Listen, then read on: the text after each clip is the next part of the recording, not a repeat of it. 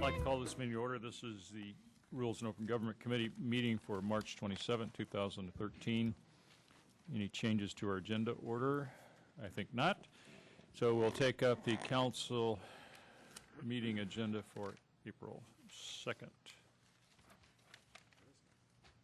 which there isn't none. That's the easy one. And we'll move to April 9th, draft agenda. Anything we don't like on this agenda, we can move to the second. Yes, the second is open. It'll be a short meeting, though. Anything on page 1? Page 2 or 3? I'd recommend that items 2.7, 2.8, first is a regulation of menthol resolution, and the second is a Citizens United related resolution. Those are here so that people can talk about them, so might as well pull them off the consent calendar, give them a number, and put them last on the agenda. So even if we all agreed, there's going to be a lot of speechifying around them, so might as well just accept that. Agree, sir. I said even if we were all to agree, and then set them for maybe not before 3 o'clock. I'd just say just last, Mayor. Well, last, but not before 3. Sure. Because just looking at the rest of the agenda, there's other work, but we should revisit that not before time when we get done here. Anything else on 2 or 3? Page 4 or 5? Page 6 or 7?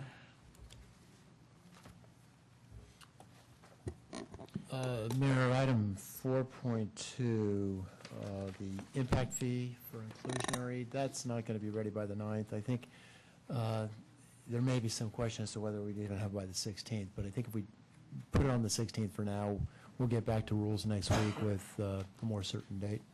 It says May 7th. Request for the May 7th. Oh, I'm looking at an earlier version of the agenda, so May 7th is even better. So the latest recommendation is to May 7th. That's item 4.2. When I look at what the referral was from the council, there's a completely different agenda description. And you know, it wasn't to bring us back a RFP for a study. It was to bring back a budget and an outline of what to do. If you look at the memorandum that was approved by the council. So right. When you make sure you're working, don't do too much work before you're ready. Yes, so bringing it back to council in this time frame will allow us more time to flesh out those issues in advance. And then I know the city manager or the city attorney for sure is well aware of the legal issues that have to be dealt with, and I think we have to be cautious about who we think is the right kind of consultant to do the work, because the work that we've seen critiqued by third parties is, well, we can learn from the critique and do whatever we need to do in a different way, I think. So anything, page 6, 7, 8, or 9?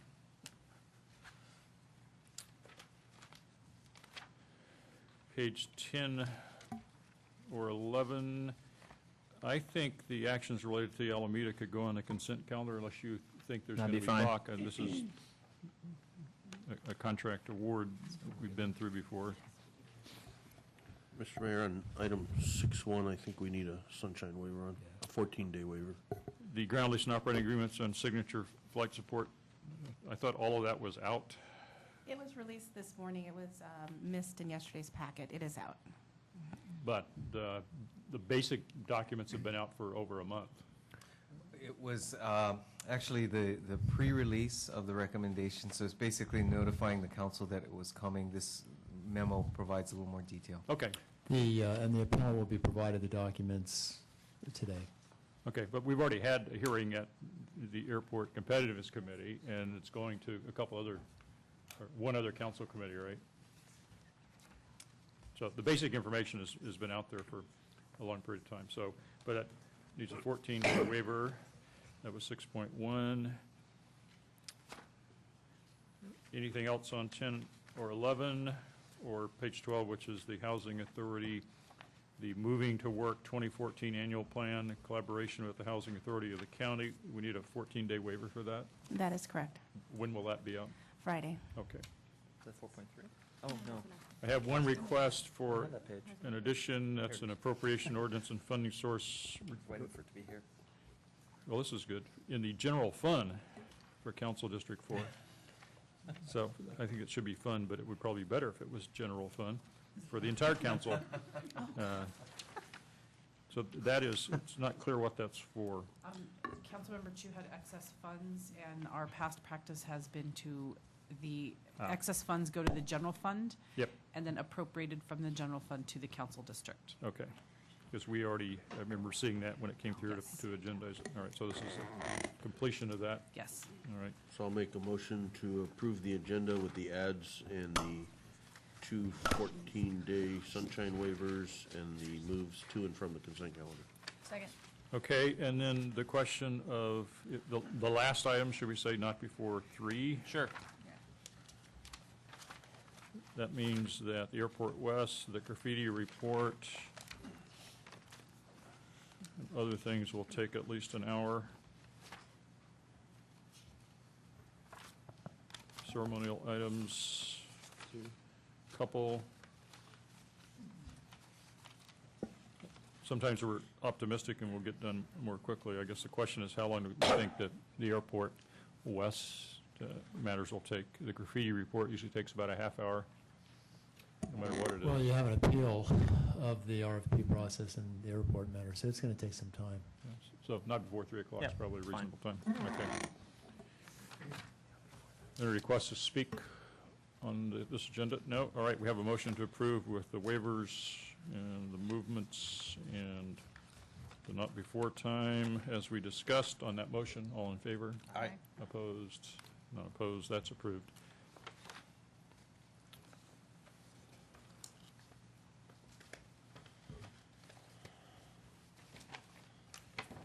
Upcoming study session agendas, nothing to review at this time. Legislative update, nothing to review today.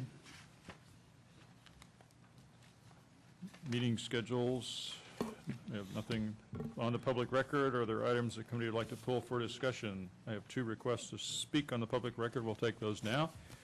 It would be Martha O'Connell and Richard McCoy.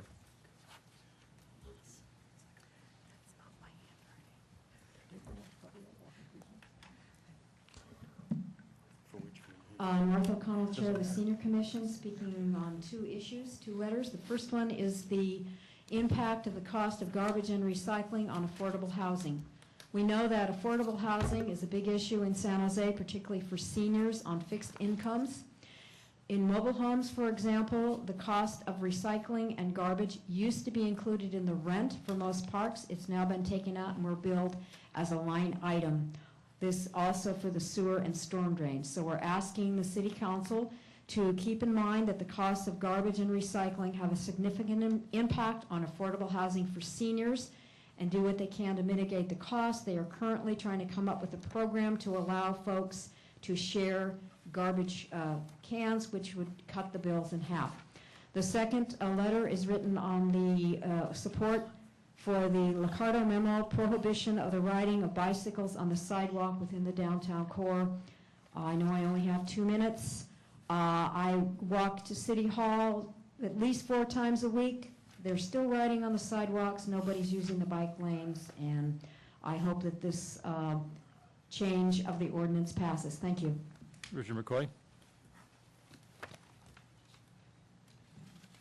I'm also going to speak on 2 items. The first one concerns a letter that the Richard McCoy, Vice Chair of Senior Commission. The Senior Commission wrote a letter to the mayor and the council asking them to review the current Rotary Club's playground proposal to ensure an inclusion of the senior component.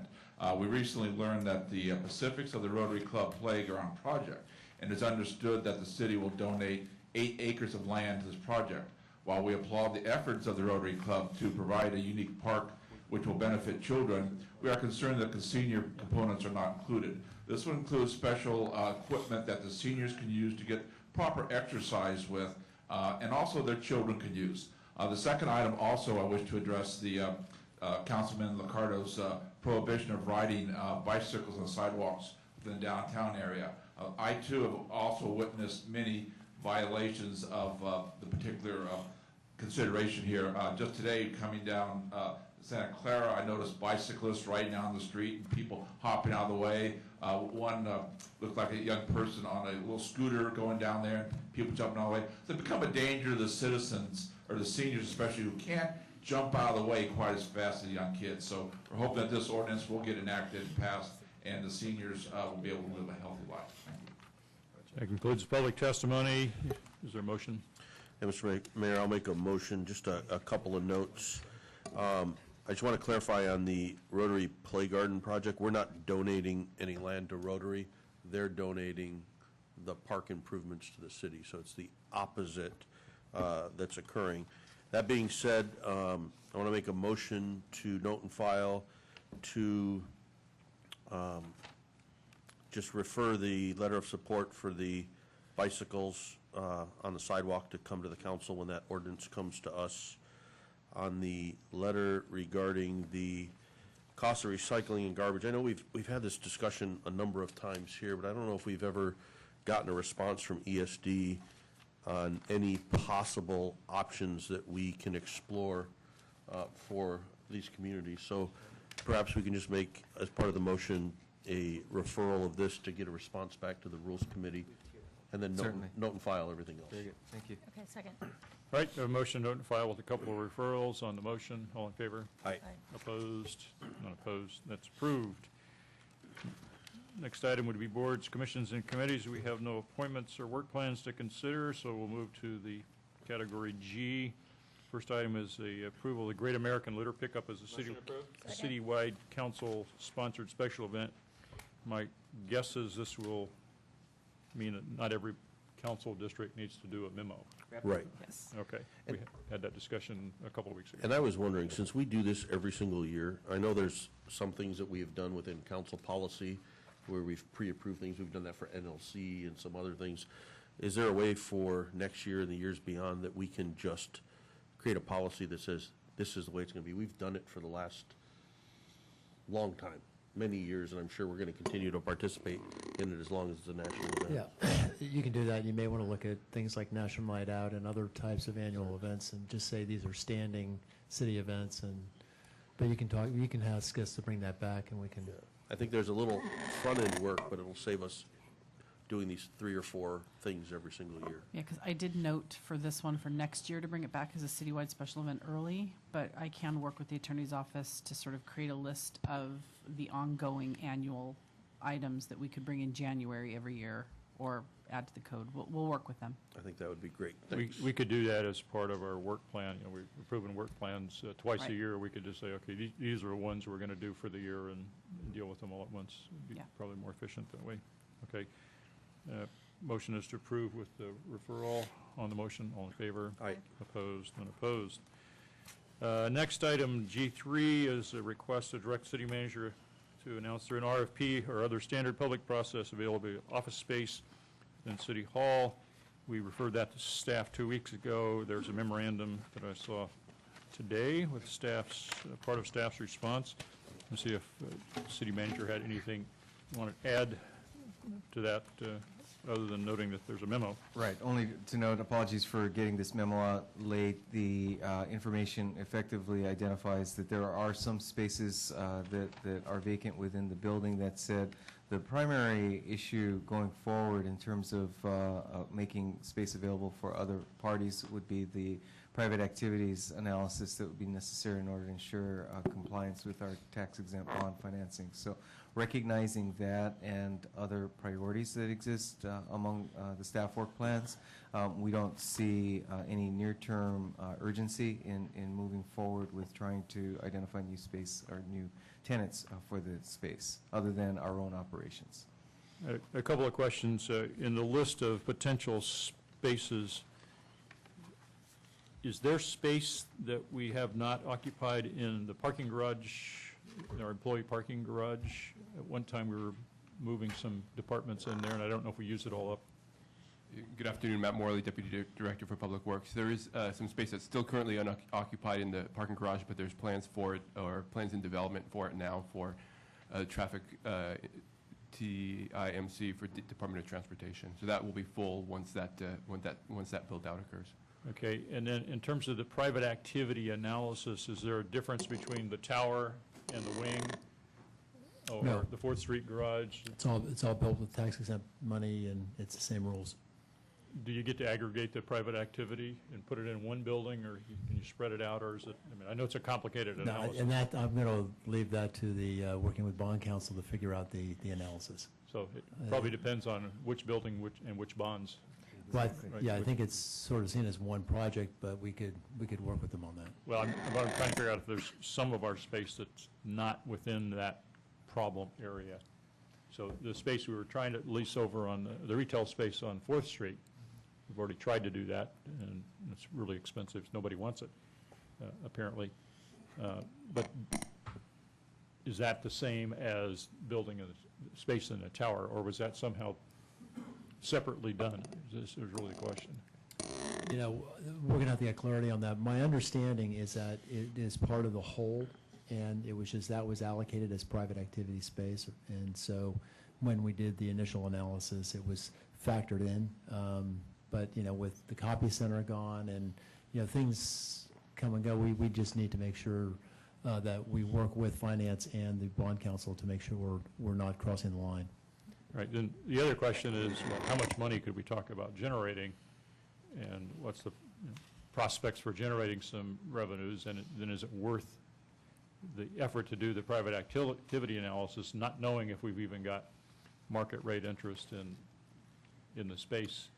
I can't just figure out if there's a whole lot of money there or a little bit of money. Right now, it looks like a little bit of money, maybe.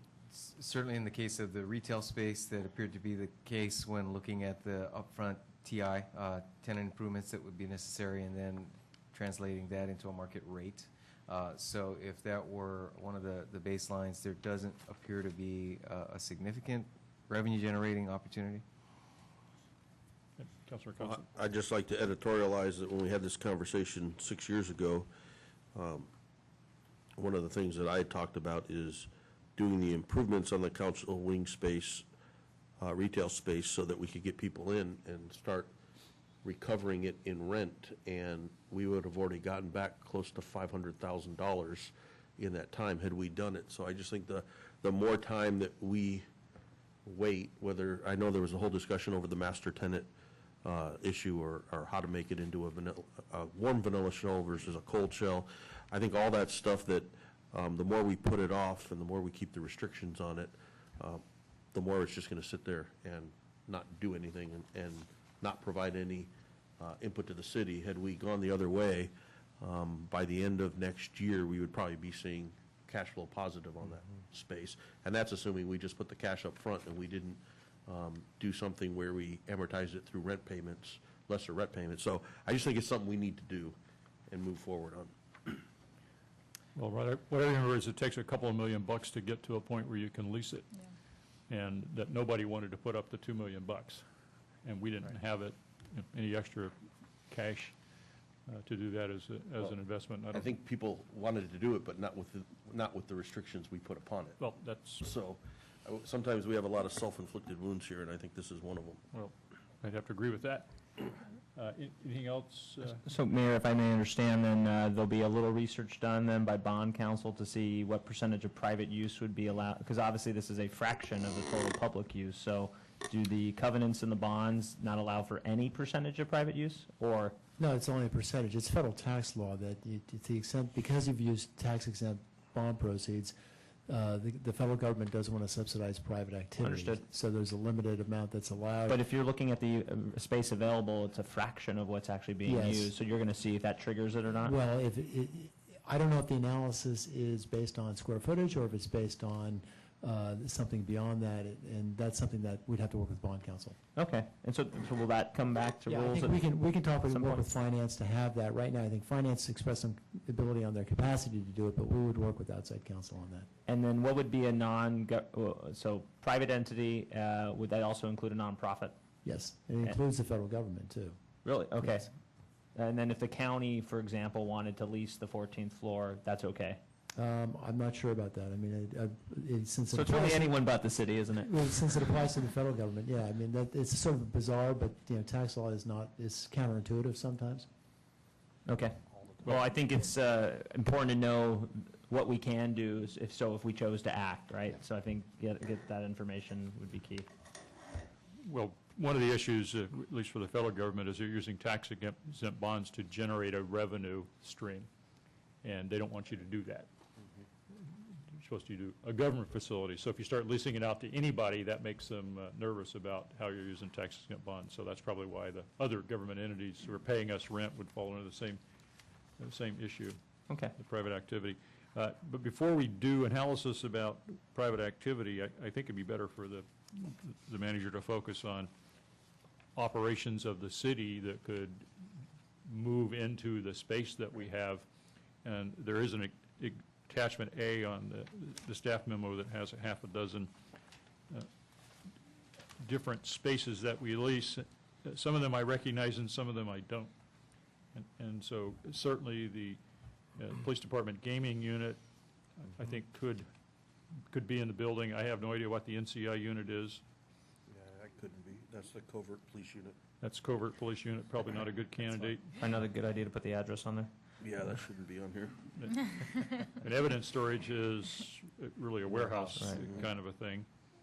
Crime prevention, I remember discussing this before. They have some reason why they prefer not to be in headquarters, but I've forgotten what that is. But I would say we ought to at least rule out moving some of these into space that we have before we think about doing the private activity analysis. Would that also include, Matt, I think it's a corporation yard, which sort of has in some aspects has a cubicle format? Yeah. For So, some- so we do that, I think that analysis on a continual basis. We are actually looking at the gaming unit right now as a potential for City Hall, and should that flesh out, we'll bring that back potentially as an MBA through the budget process for your consideration.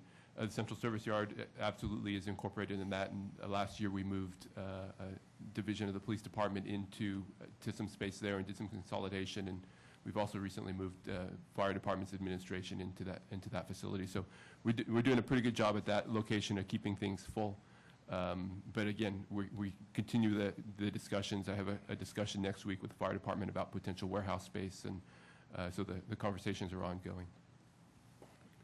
So the space over at the 4th Street, the employee garage that was designated retail, obviously that we considered for private use. So should we be evaluating taking some of the government use that's there and bringing it into the space here and using that for its intended purpose in retail? I think that's something we should be discussing because that was the original intent. And we know we can do it. Except we've been planning a move for that traffic unit for a long time, and there were reasons to put it in there, and I've forgotten what they are, 'cause a long time. Yeah, I think there were some reasons behind that. We'll check back with the Department of Transportation on that and make sure we cross that one off. Yeah, I'd like to give staff a chance to look at moving our people around in our spaces before we think about whether or not it's worth the investment of the private activity analysis.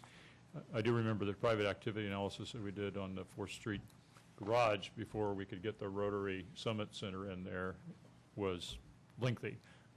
I don't know what it takes, but I do know it's lengthy.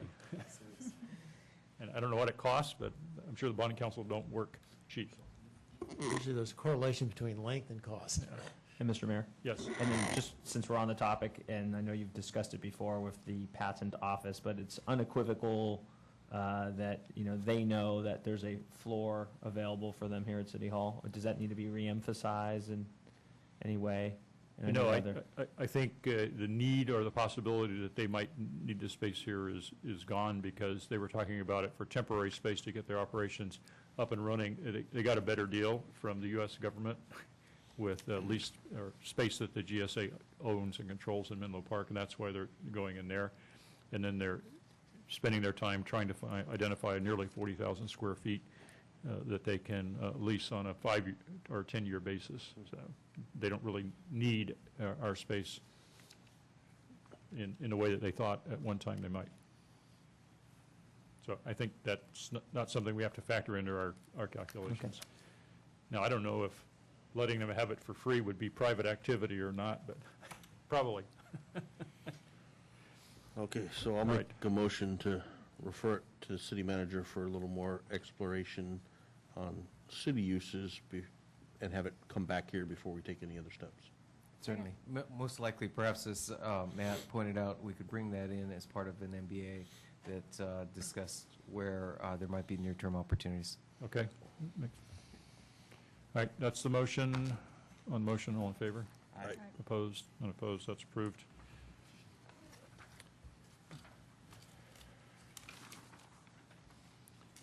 We have an Assembly Bill 359 carried by Holden, Vehicle Rental Agreements, Customer Facility Charge to put on the council agenda for April 9th, if we wish.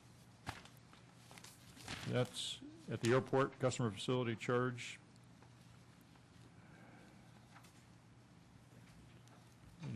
Any discussion on that? Jim, anything to add?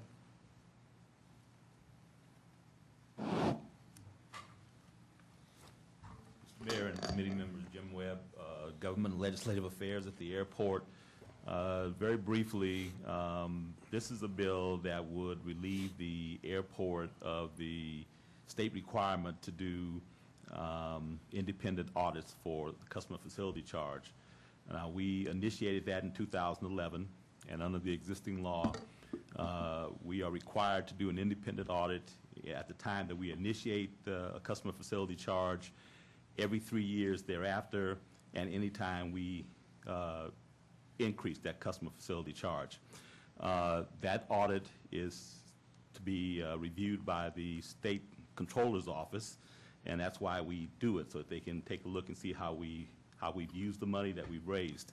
However, last fall, the state controller's office decided that it did not want to have this responsibility for airports throughout the state, and they got legislation enacted that relieved them of the responsibility of reviewing the audits. Unfortunately, they didn't take care of the other end and relieve the airports from having to do the audit. So we are still required to do the audit, even though at this point there's no one in Sacramento who would actually read the audit. So the California Airports Council is sponsoring a bill that would in effect relieve the airports from having to do the independent audit. These audits run us about $50,000 to $70,000 each time we do it, and we have to do it a minimum of every 3 years, and we still have 27 years left on the bonds to pay off the rental car facility. So this will relieve us of that responsibility and relieve us of having to do an administrative step that is not going to be reviewed in Sacramento. Okay. Recommendation is put it on the council agenda for support. I make that motion. A second, and be for the 9th council meeting, the next council meeting? April 9th? Yes. Question, Mayor? Yes, And Councilmember. Jim, did Assemblymember or Senator Holden, did he do it specifically for San Jose or other airports in the same situation? Actually, there are 2 other airports besides us, and Assemblymember Holden represents Burbank, which is one of the 3 airports throughout the state that do it. So he was apparently a former member of the airport commission, and so he really understood the problem, and so he offered to propose the bill. And I just assume you hope that more Assembly members come from that background, right? Yes. Okay, thank you. Okay, we have a motion to recommend approval and put it on the council agenda for action on April 9th. We put that on the consent calendar, I believe, right? All right, on the motion, all in favor? Aye. Opposed? Unopposed? That's approved. All right, move us to item 5, which is a recommendation from Councilmember Constant Camus that we direct the city attorney, city manager to investigate whether any city funds were provided to either Santa Clara Family Health Foundation or VMC Foundation that might have been used to fund campaign activities, with some reports back. Councilmember Constant, you want to speak to your... Thank you, Mayor. As many of you know, there was several allegations of possible misuse of public funds, specifically funds from the city of San Jose, that were directed into political campaign uses. There's a lot of different versions of the story out there, but what is clear is that nonprofit agencies that show us on their websites as funders have spent over $250,000 each on political activities, and I think we have a responsibility as a council to ensure that any taxpayer funds that we give to organizations like this are specifically not used for those purposes. I don't know if the allegations are true or not, but I think we have a responsibility to at least look into it and have a review by our city attorney and city manager, however they deem is the appropriate way to do it. And then, of course, to ensure that our contracts as they exist and any future ones clearly state that we have the ability to ask these type of questions if these allegations surface. With that, I'll make a motion to approve. Second. I have a question or two about it. There's some confusion and as to what entities we're dealing with, and there have been some different newspaper reports about who's in charge of what. So I'd like just to back up and have staff say, who gets the $2 million a year that we've been allocating for a decade, I think, or thereabouts, for children's health insurance? So if I could, members of the committee, ask Angel Rios from PRNS to report on who receives the funds, as well as basic outline of how the fiscal management is organized. Sure. Thanks. Mayor, Vice Mayor, council members. So in follow-up to the memo advanced by council members Constant and Camus, we did look into this.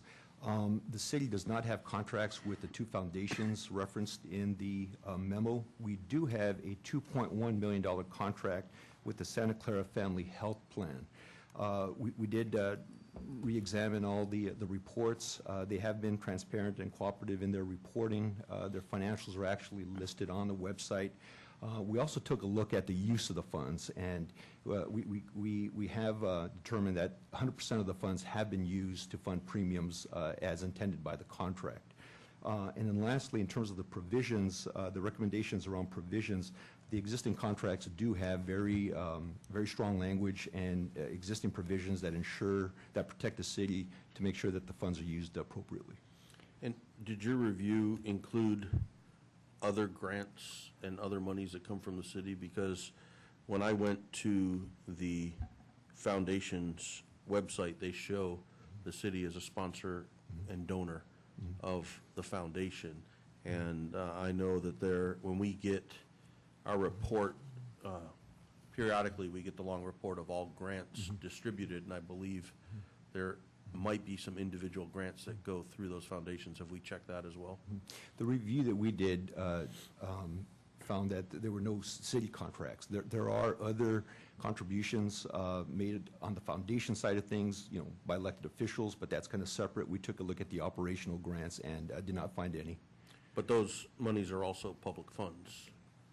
So that's my concern, that they're, and I'll be honest with you, in particular with the health plan and the health foundation, the Santa Clara Family Health Plan, the Santa Clara Family Health Foundation, you visit their two websites, they're almost indistinguishable.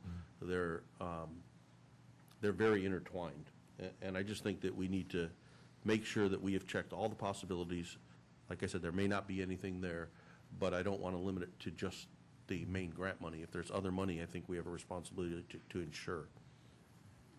If council members or anybody else are granting funds to these entities or others, there would be grant agreements, I presume, based on the process that I remember. So we have some kind of an agreement for the $2.1 million of health insurance. Is that a grant agreement, I guess, of some kind? And then there would be individual grant agreements for other sources of money that might have moved for one reason or another, right? So in each of those agreements, do we have a right to audit, a right to get from them, okay, how did you spend our money? Because we have this issue with every grant that we do, is whether or not they spent the money for the purpose of the grant. Now, if we're talking about a $500, we spend a lot less time worrying about it than if that's $2 million. Typically, in the larger agreements, there are audit rights, and it's the $500 agreements. I don't believe we have audit rights. I think we have covenants in there that they won't use them for religious purposes or maybe political purposes, but the audit rights typically just go with the larger agreements. Yeah, in terms of the operational grants, definitely there's very strong language, and we do that intentionally to ensure that we're protecting the city and the city's investment of the public dollar. And I personally have reviewed the $2.1 million Children's Health Initiative grant, and the language there is foolproof. And our monitoring, I've also reviewed monitoring reports, and those are also have been done very comprehensively, including site visits. And on the operations side, we're very comfortable with the way that's been managed. So the $2.1 million of annual money, how do they prove to us that they've complied with the terms of the grant? So, for example, in the case of the $2.1 million, those funds go to pay for premiums. So what they basically do is provide documentation that those premiums were actually paid by the health plan. And we have verification of that. So we require that of them. They submit reports. We monitor them, and then to ensure compliance. So that sounds like the way we would operate with any of our nonprofits that are in that. I forget what the category is that the auditor has been looking at nonprofits, but in the hundreds of thousands of dollars range. We give them money, they have to demonstrate that they've complied with the terms. Yes. And if they don't, then we have issues. Absolutely. And then the smaller ones, I'm not familiar with all of the details Councilor Constant referred to. Smaller grant agreements, I don't know how much or what there is, and maybe that's one of the questions is, well, how much money got moved? Yeah, and I think that's one of the questions we need answered. I don't know if everybody got the response that I got from the Health Plan Health Foundation, but it showed their own email to me or memo to me showed a series of individual grants from council offices and made I guess I could say a calculation of how many premium months would have been paid by those dollars. My concern is, did they go to the foundation or did they go to the plan? I think those are things that we need to answer, because when you look at $250,000 of money, whether it's our money or someone else's money, we all know that that could provide a lot of health insurance, and it didn't. But I'm concerned about the section of money that came from us. So I'm looking at the memo that came from the VMC Foundation to you and to Councilor Camus. On the back, there's a list of donations provided to the VMC Foundation by the city. Each of those has a program/sponsorship category on it. So, for example, I don't know what the New Directions Fund is, but it's $250. So that would have been for a specific purpose to the foundation for a specific program. The Disability Awareness Day is on there a couple of times. The Brain Injury Conference is on a couple of times for specific programs. So is your question whether or not those monies, that's about $5,000 or so, got spent on those programs? Yes. And also, and remember, this is only 50% of the equation. There's the other entity that's not Yes, this in is just here. the VMC Foundation. So yes, I want to make sure that our money, whether it's $1 or $100,000 or $1 million, goes to the intended purposes. And specifically not to political things. That's my concern. And quite frankly, had each of the organizations gave, $1,500 or something to a campaign, that'd be one thing. But when you have organizations that spend over $250,000 each, and for example, on yesterday's board agenda at the Board of Supervisors, one of those two plans was asking for another $30,000 of taxpayer funds to continue their operations when they just spent $250,000 on a campaign. And while that's the county's issue, and I hope the county's dealing with it, I feel a responsibility that we make sure that we can confidently tell our residents that, yes, our money went where it was intended and was not used for public use, campaign use. In our grant administration process for these smaller grants that are listed, I've forgotten the process. We worked on it a lot to get it down to where it was relatively simple and streamlined, but there's still an obligation to spend the money for the purpose for which it was granted. How do we go about making sure that happens? What I remember is that we're relying on council members to make sure that their $500 grant got spent in the way it was intended, that we don't ask the staff to follow up on those on a regular basis. We have followed up on a few where we've had our own internal questions, but as a regular rule, because the city clerk's office manages the processes the grants. There's a few where we've flagged because we thought I don't think they spent this the way they're supposed to, just from comments that have been made by them, but as a rule, we don't follow up with them. So we do the grant, there's a grant agreement, they sign the grant agreement, the They check get the gets check. cut, it gets moved, and then Yes, unless there's an issue, there's nothing that the clerk's Right. office does. right, unless unless we hear something. Right, and so you hear something, somebody says, we don't think you spent the money properly. How do you communicate, and how does that communication come back to you? Well, we were working on one that wasn't done correctly in December, and we actually haven't, they spent the funds, but they haven't received the check from us. So we're telling them how to fix it, that we can't release the funds until they do it the way it's supposed to be. So in that case, we have a clear thing. You can't get the money unless you comply. But we haven't had an instance where we've followed up on something that they've already received a check from us. We haven't done that. It would be an interesting to work with the attorney's office and finance and see if there's something that we can do to follow up. But we haven't done that. Well, if you were just to call somebody up and say, we'd like to know how you spent the money, give us a documentation of how you spent the money, they probably do that. Yeah, we could ask for receipts or statements. We haven't, part of the grant process doesn't require us to require them to then submit like a tax return or a receipts, but we could add that as part of the grants. You receive the grant, and then we want receipts on how it was spent, Well, we could do that. We would try to simplify it and keep it. and make it the onus on them. But when there is a question, it ought to be relatively easy for us to get the information. Right. Yeah, you know, in terms of the management of those grants that are, as mentioned by the city clerk, are managed through the city clerk's office, you know, there are also already existing ways to examine those, right? There's Form 460s, there's Form 990s that foundations need to complete on an annual basis, and that's all on the public record. On the operations side, which is what we do as city staff, in terms of the contract, we feel pretty comfortable. In fact, we feel very strongly that our active management of these grants is pretty foolproof. But we'd be more than happy to provide any information based on the questions. Well, I'm remembering some previous problems that we had that we've straightened out over the years, and we have had organizations that had a contract with us to do something, a contract with somebody else to do something, and it was the same something, and they used it. The activity was billed basically 2 or 3 times, and that's pretty hard for us to ferret out, but we did have to deal with that. But what I'm trying to get at is there a simple way just to get the information? And it seems to me that we ought to be able to call up anybody that we gave a grant to and say, how'd you spend the money? And give us some documentation of how you spent the money. Not that we're going to do it on every grant, but we ought to have the ability and the right to do that.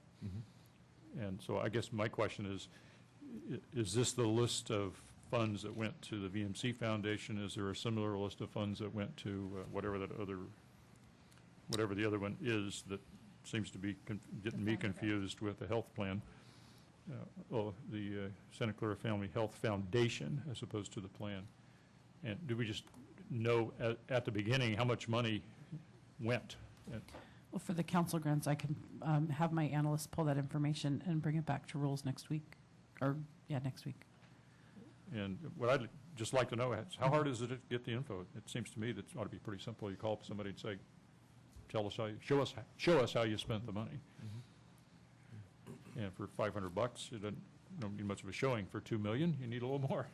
Right now, and I'll tell you that the foundations told me to come over and they'd show me the information, and I said, well, I don't think it's appropriate for a political person to come over there and make these determinations. I think it's appropriate to have our professional staff who do this, do it, get the information, just come back with a yes, everything's clean, or we need to do a further investigation. That's all I'm asking. Well, for the council grants, if you want me to follow up with both companies, if we gave funds to the other one, we can look that up. We can send a letter to them and ask them for backup.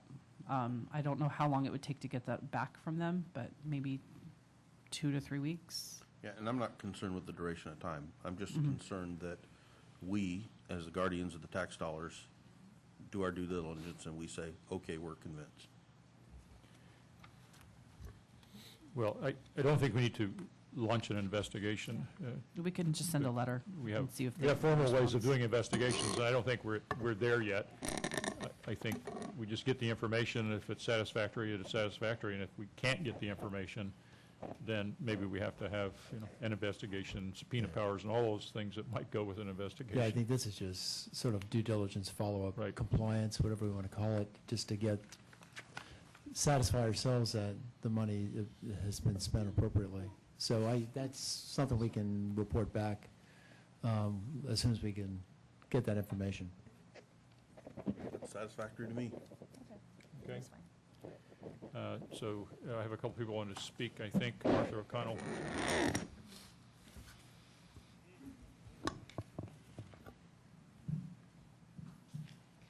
Martha Collins speaking as a citizen. I support this in concept, especially when tax monies, public monies are involved. I think you guys do need to do your due diligence. And I can tell you that once I'm off the senior commission, I intend to do my own investigation of a particular organization that is in partnership with the Health Trust. I asked where the money was going, and they told me basically it was none of my business. I just haven't had time to follow it up. So I'm concerned about these layers and layers of organizations that are working together, some of which are getting public monies, and some of which claim that they're not. The relationships are very cloudy, they're very gray, and I commend Councilperson Constant and Camus for bringing this issue up. Thank you.